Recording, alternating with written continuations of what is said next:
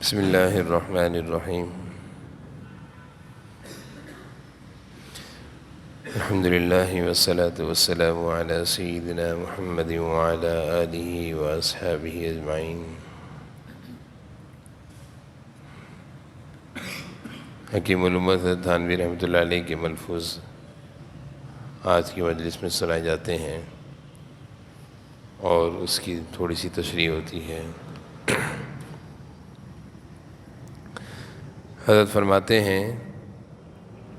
حجاج بن یوسف کے دور میں جب یہ بڑے علاقے کا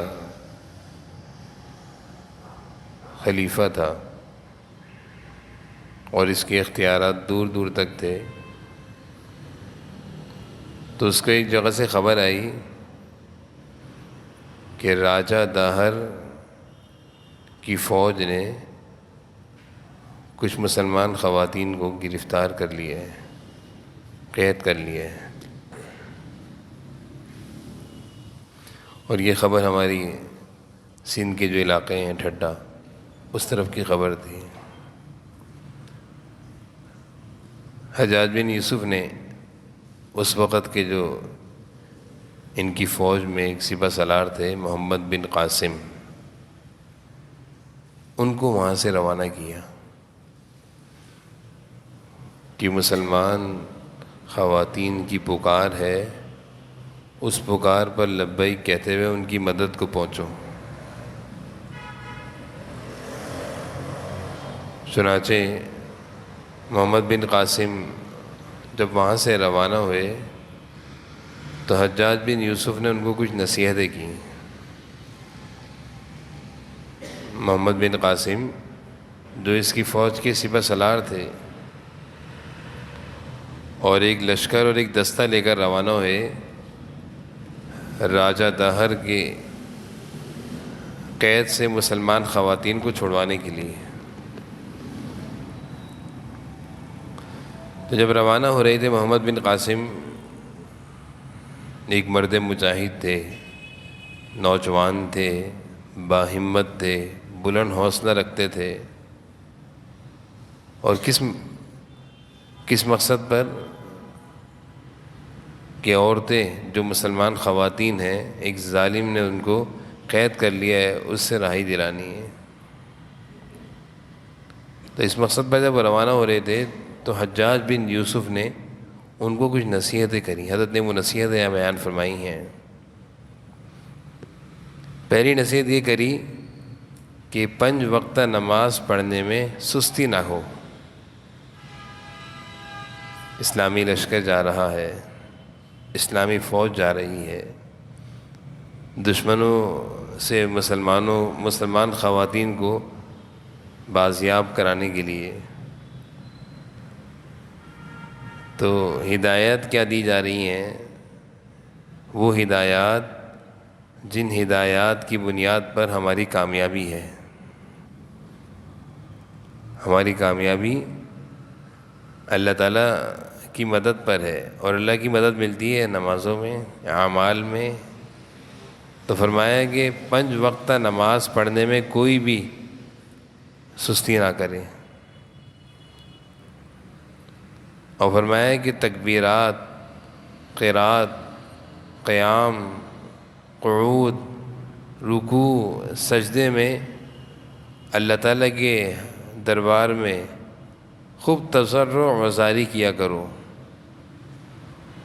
عاجزی اور رونا دھونا، آہ و زاری مسلسل نمازوں میں، رکوع میں، قیام میں کرتے رہنا۔ اور تیسری نصیحت یہ فرمائی کہ زبان پر ہر وقت ذکر الہی جاری رکھنا، اور فرمایا آخر میں کہ کسی شخص کو شوقت اور قوت خدا تعالیٰ کی مہربانی کے بغیر نہیں مل سکتی اگر تم خدا تعالیٰ پر بھروسہ رکھو گے۔ اب اندازہ کریں، حجاج بن یوسف ایک بادشاہ ہے اور اس کے بارے میں مشہور ہے کہ بڑا ظالم تھا، لیکن سب کے باوجود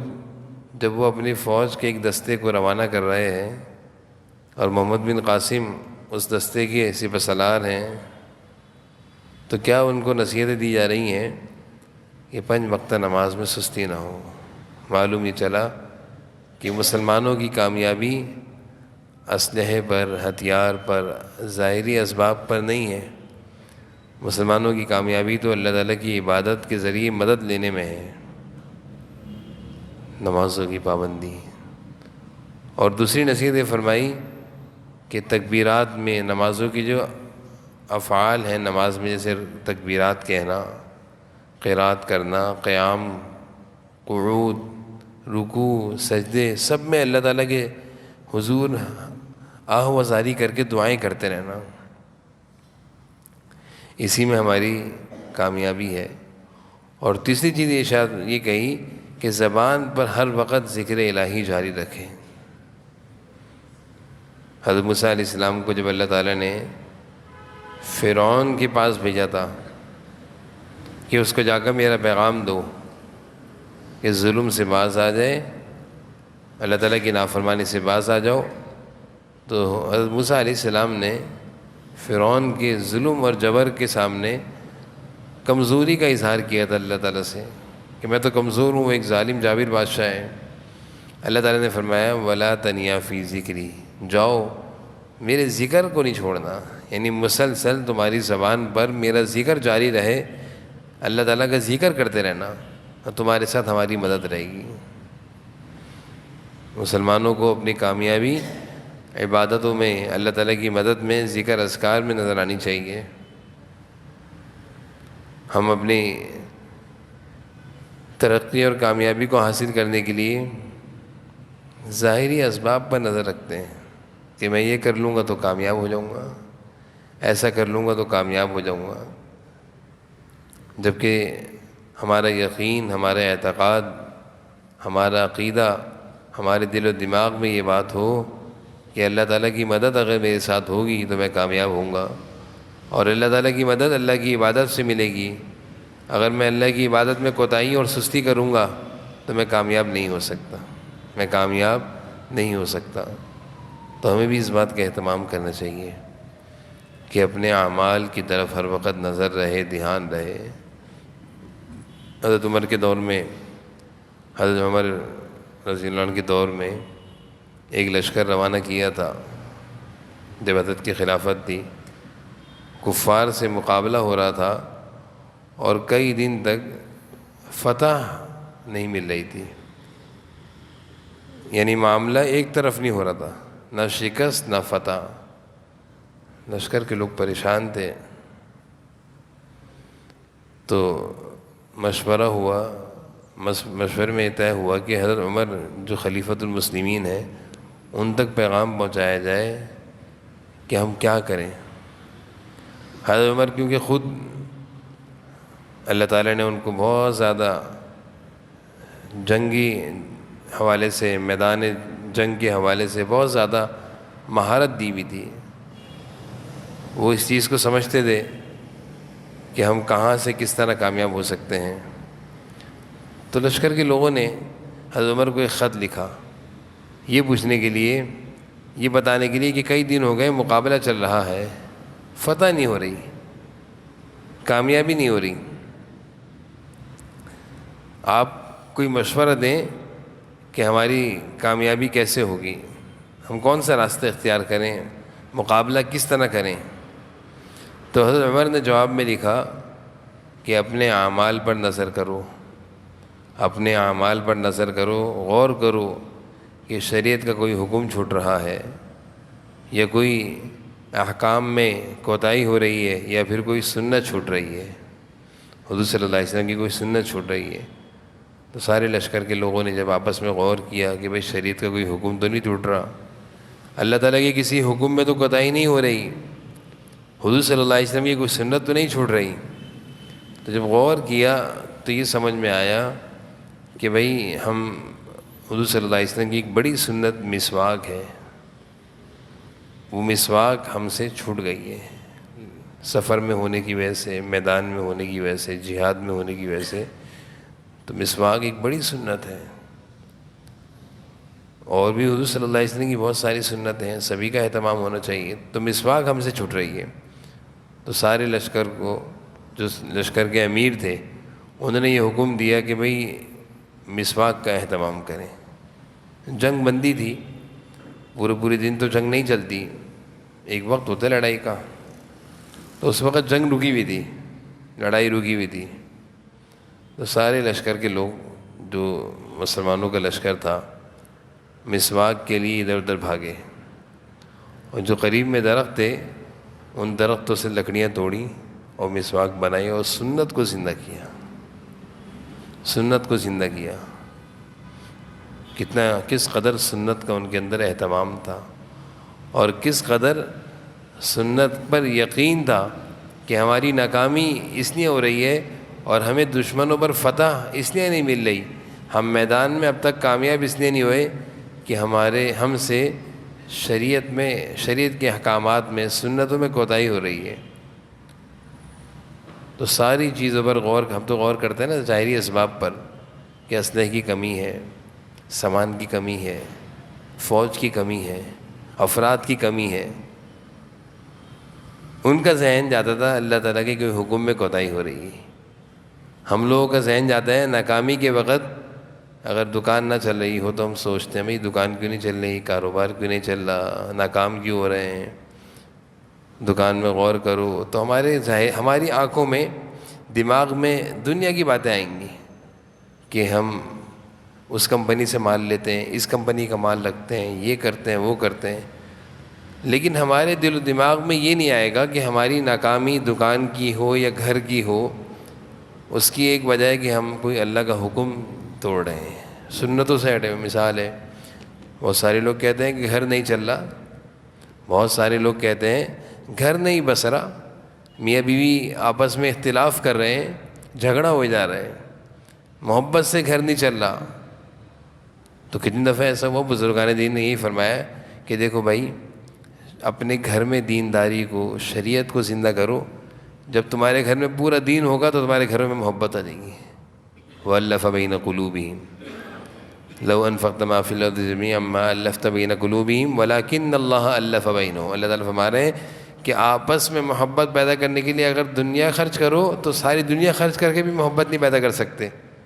وَلَكِنَّ اللَّهَ أَلَّفَ بَيْنَهُمْ، ہاں اللہ چاہیں تو محبت پیدا ہو جائے گی۔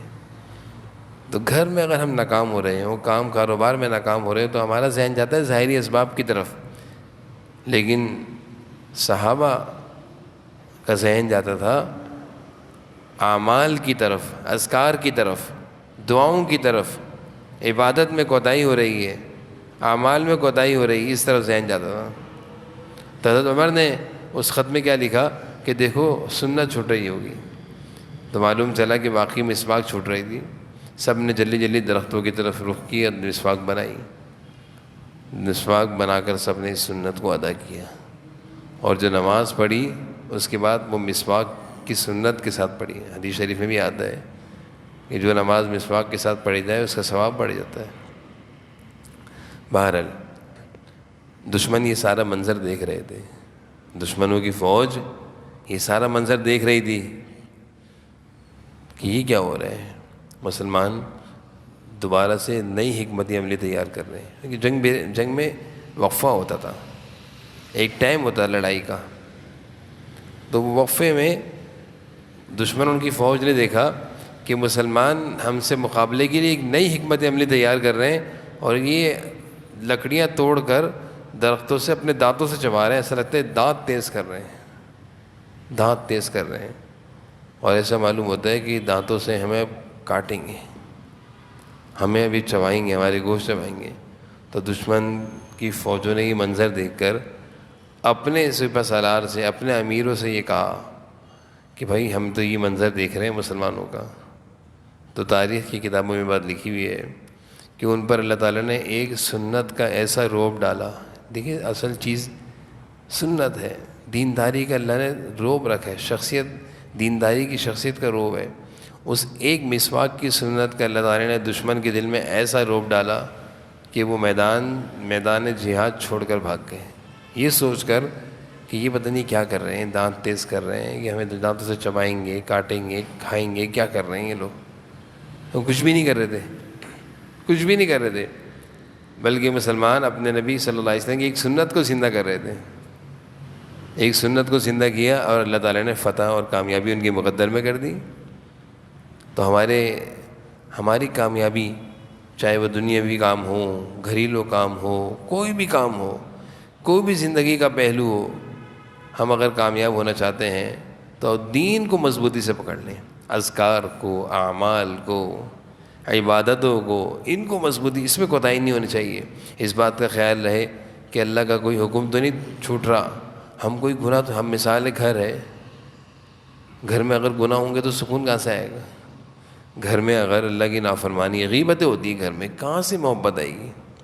جس گھر کے افراد غیبت کرتے ہوں، جس گھر میں کہنا چاہیے خیانت اور جھوٹ بولا جاتا ہو، جس گھر میں آپس میں لڑائی ہو، گالم گلوچ ہو، جس گھر کے افراد